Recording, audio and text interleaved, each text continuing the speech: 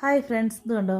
ഈ square നെക്കിലുള്ള A line kurti എങ്ങനെ stitch ചെയ്യാൻ നോക്കാവേ. അതിന് വേണ്ടിയിട്ട് ക്യാൻവാസിൽ കട്ട് ചെയ്ത നെക്കിൻ്റെ ഡിസൈൻ ഇതേപോലെ ഫ്രണ്ട് പീസിൻ്റെ റോങ് സൈഡിൽ വെച്ചിട്ട് സ്റ്റിച്ച് ചെയ്ത് കൊടുക്കാം. കണ്ടോ, സൈഡിൽ കൂടെ വേണം സ്റ്റിച്ച് ചെയ്ത് കൊടുക്കാൻ. അത് കഴിഞ്ഞതിന് ശേഷം ആ സെൻറ്ററിലുള്ള ഭാഗം കട്ട് ചെയ്ത് കളയുക. എന്നിട്ട് കട്ട് മാർക്കൊക്കെ രണ്ട് കോർണറിലും കട്ട് മാർക്ക് ഇട്ട് കൊടുത്തതിന് ശേഷം കണ്ടോ, നല്ല വശത്തേക്ക് ആ ക്യാൻവാസ് കണ്ടോ മടക്കി അടിച്ചു കൊടുക്കുക. കണ്ടോ, സ്റ്റോപ്പ് സ്റ്റിച്ച് അടിച്ചു കൊടുക്കുക. അത് നന്നായിട്ട് പതിഞ്ഞിരിക്കാൻ വേണ്ടിയിട്ടാണ് ഇങ്ങനെ ചെയ്യുന്നത്. അത് കഴിഞ്ഞിട്ട് ആ ക്യാൻവാസ് സൈഡ് മടക്കി ഇതേപോലെ സ്റ്റിച്ച് ചെയ്ത് കൊടുക്കുക. വളരെ സിമ്പിളായിട്ട് ഏത് ഡിസൈനിൽ വേണേലും സ്ക്വയറോ റൗണ്ടോ ഒക്കെ ഇതേപോലെ സിമ്പിളായിട്ട് സ്റ്റിച്ച് ചെയ്തെടുക്കാവുന്നതാണ്. അതിനുശേഷം ഇതിന് സ്ലീവ് കൊടുക്കുന്നത് 2 ലെയറുള്ള അംബ്രല്ല സ്ലീവ് പോലെ കൊടുക്കുന്നത്.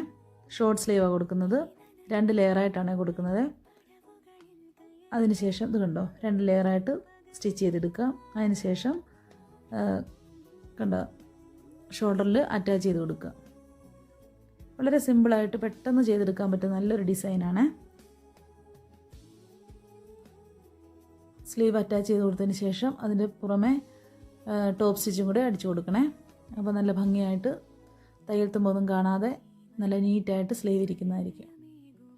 അതിനുശേഷം സൈഡ് പിടിച്ചിട്ട് എത്രയാണോ നമുക്ക് വണ്ണം വേണ്ടിയത് വണ്ണമൊക്കെ നോക്കിയിട്ട് സൈഡ് സ്റ്റിച്ച് ചെയ്തെടുക്കുക. ഫൈനൽ ലുക്ക് ഇത് ഇങ്ങനെയാണ് വരുന്നത്.